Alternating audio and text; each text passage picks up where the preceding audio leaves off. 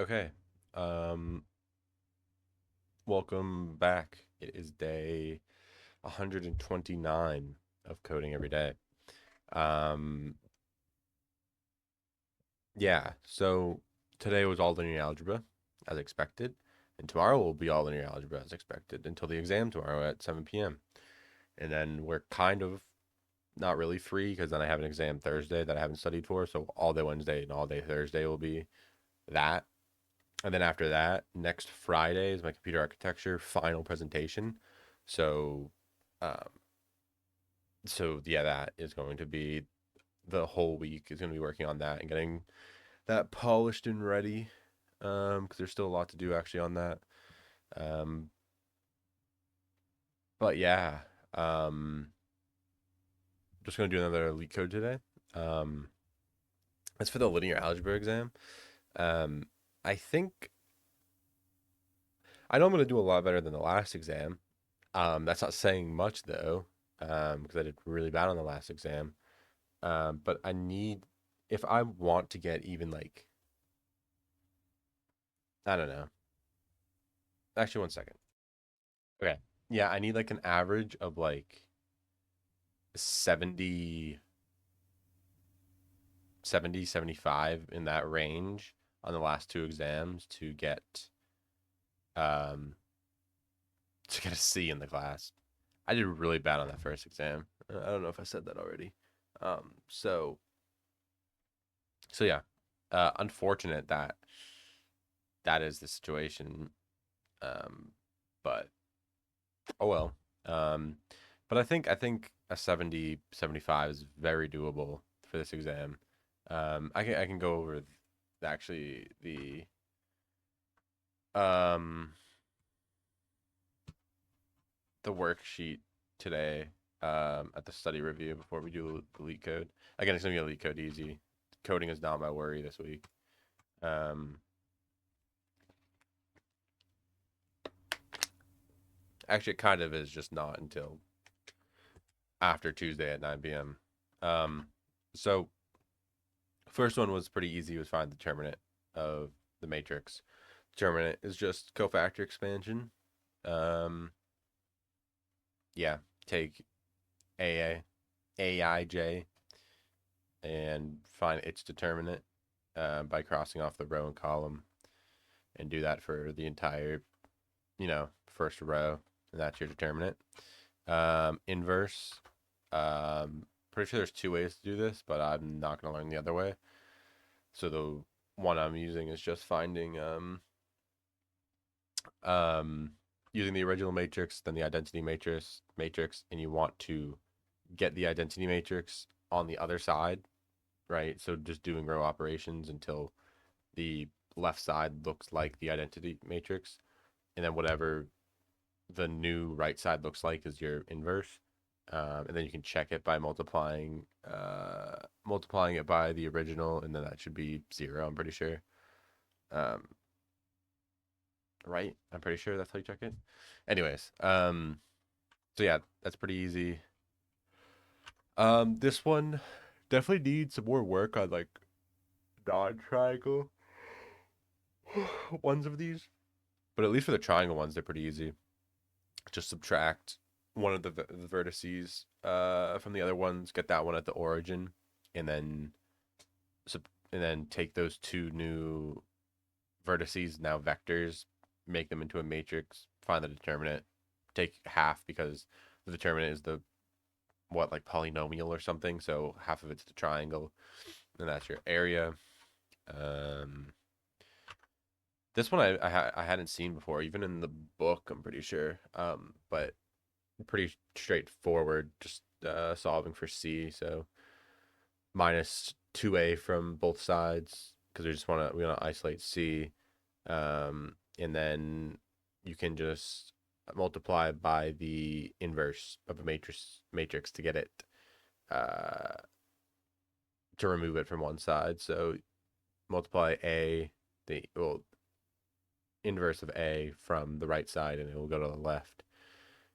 Um, well, the inverse will go to the left, and then same thing with d. So then you get c equals a inverse times b minus 2a, D inverse. Kramer's rule. I hadn't done any problems with this beforehand. I read about it in the book, but this seems very simple as well. Um, it's literally just taking the like ax plus b, but like b of that system. So b being 310.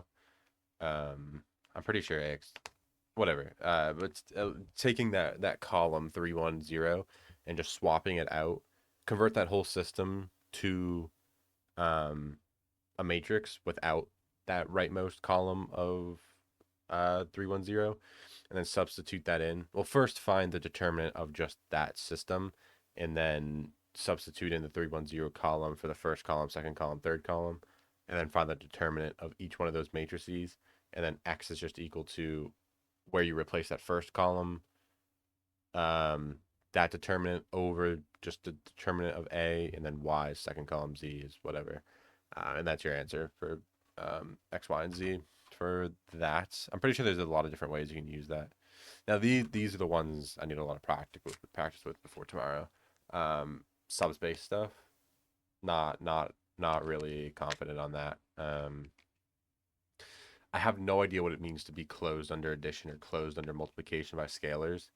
Um, I just don't really know what, like the example she gave here was like oh, well not here but uh on this one, and it's like all polynomials of degree at most 3 with integers as coefficients or whatever, and it's like if you use like I'm pretty sure like irrational numbers like 1/2 pi, stuff like that. It's that makes it not closed under the scalar space because it's not a real number, something like that. I don't know. Those are the ones that I need a lot of help with. Null space of A. This one, a lot of all of these, like null space, column space, row space, are literally just all uh, row operations. So this one is you just get it like um, you literally just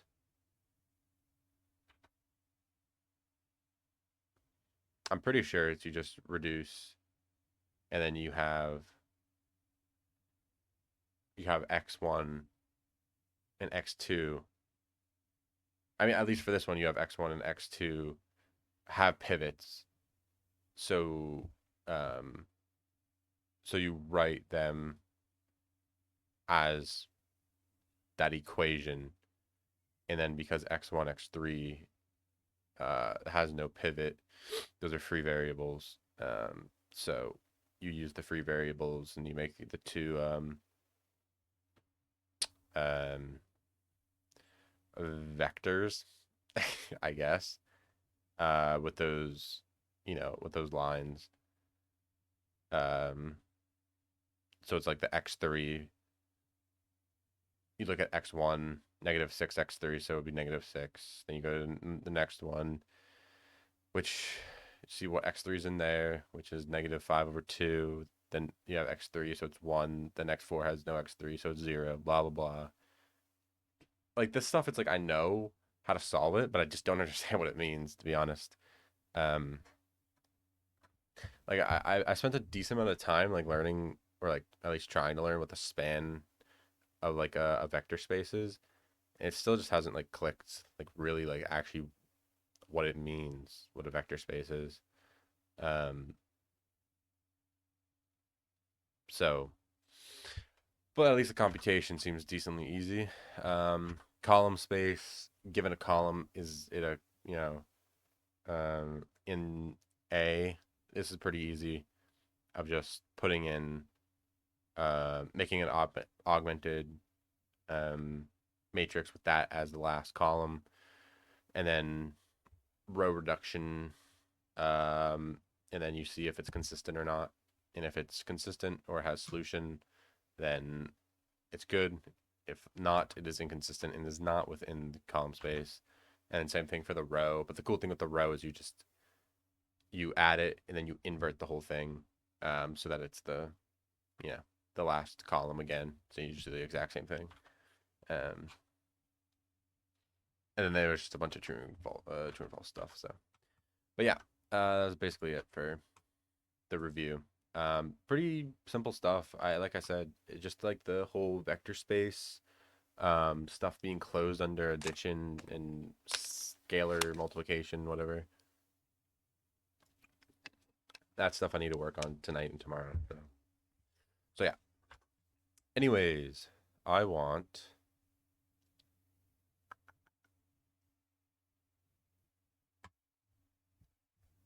Let's go with this. Nah, I don't want JavaScript. No, no, no. Not happening. I hate JavaScript.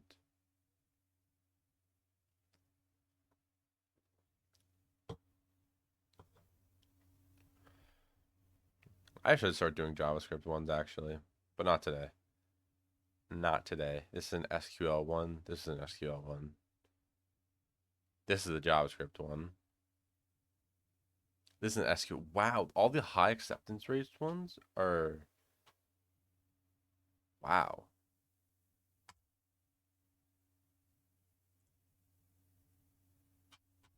That's crazy. Happy number. Some severance shit. A happy number is a number defined by the following process. Starting with any positive integer, replace the number by the sum of the square of its digits. Repeat the process until the number equals 1, or it loops endlessly, which does not include 1. Those numbers for which. Wait, what? N equals 1, 9. 1 squared plus 9 squared equals 82. 8 squared plus 2 squared, 6 squared plus 8 squared. 1 squared. Oh. So you're just given one number, and either it equals 1 or it infinitely goes on. So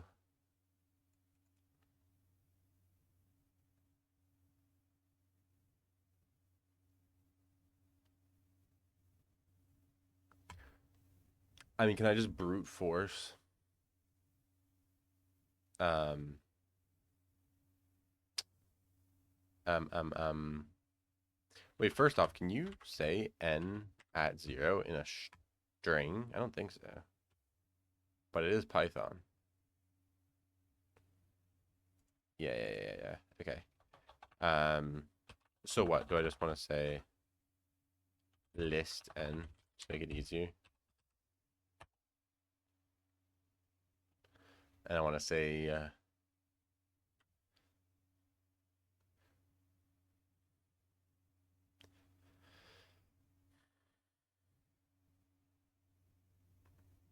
while for cycle in range of 100.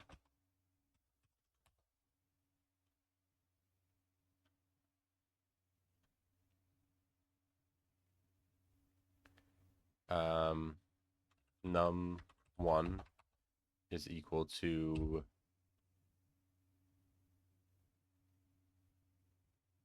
n at 0 times n at 0. Num2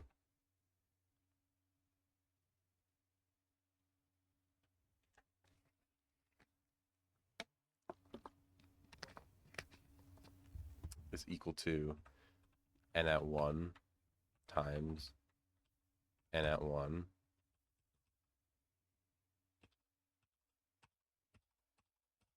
Oh, wait. But it can get higher than 2 digits. Okay, okay. So I want to say uh for each in n. Okay.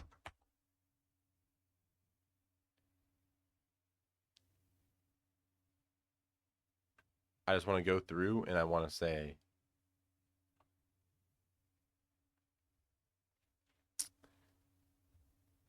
what? I want like a total sum.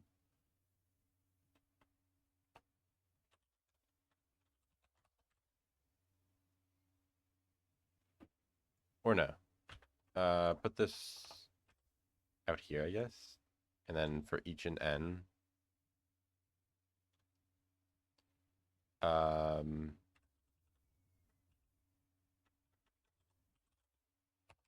num square is equal to each times each.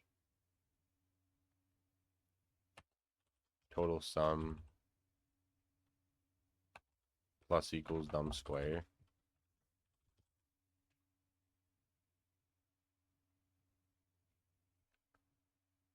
And you just keep doing that. And you say if total sum is equal to 1, return true. Else total sum equals 0. And you go through again. Or I don't even have to do that.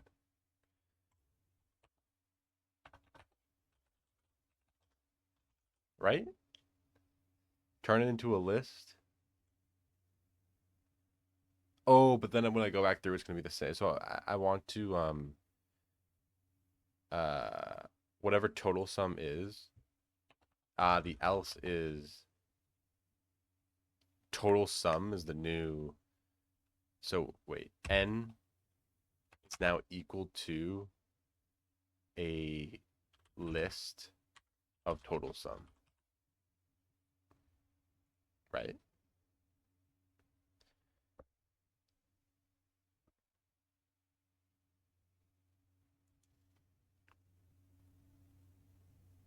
Can you not do that in place?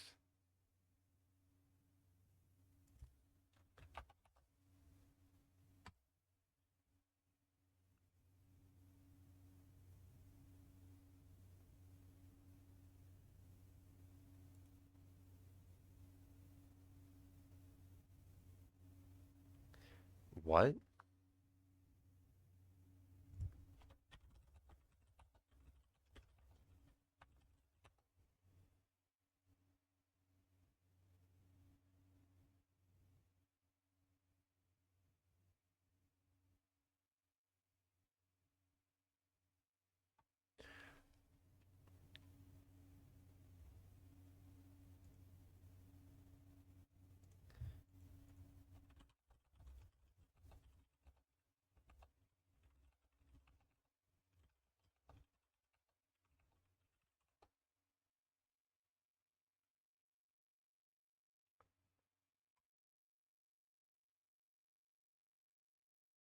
Hmm.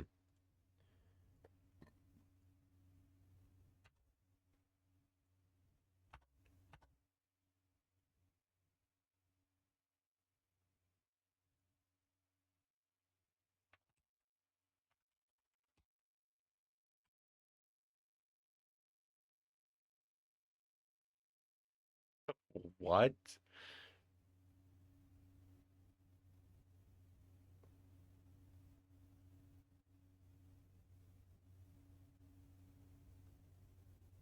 Oh, because I have to do this exact same thing. N is equal to.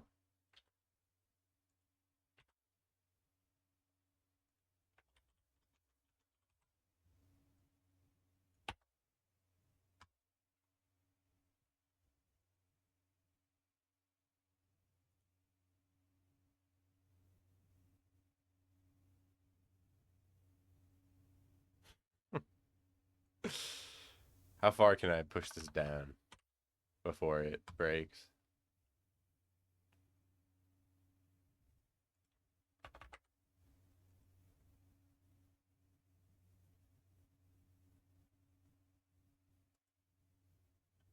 Still working.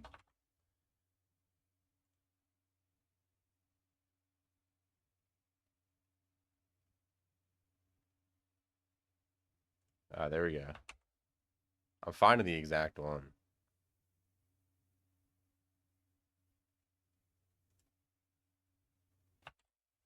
7 our lucky digit.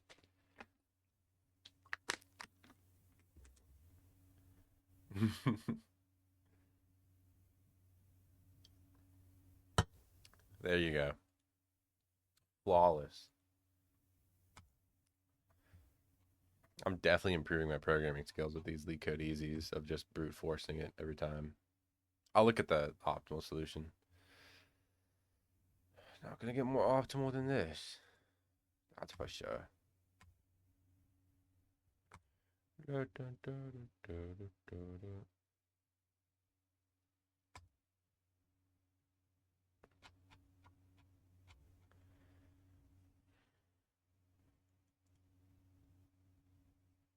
Ew.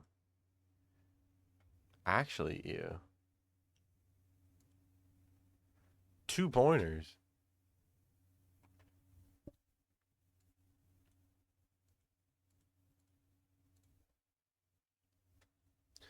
Two pointers.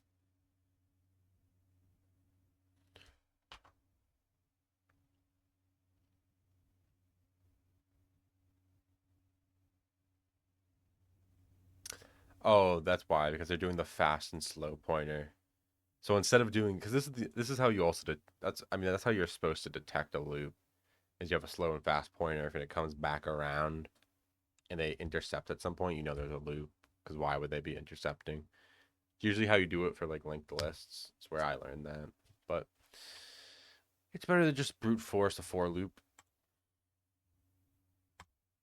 Imagine being like in an interview and doing like a brute force of a for loop like that. Probably wouldn't be too good. Okay, so that's all I have for today. Um, I will be back tomorrow for day 130. Um, yeah. I don't know if that'll be before or after the exam, or maybe I'll record it in 2 hours and it's technically day 130. But then I don't have to worry about it tomorrow after I sleep tomorrow. So, but yeah, tonight gonna do more linear algebra practice. Then tomorrow, even more linear algebra practice and write my cheat sheet, and then take the exam, and then start studying for my computer system principles exam on Thursday. And then after that, computer architecture again. At least that I can record. So, okay, I will see you tomorrow. Take care. Bye.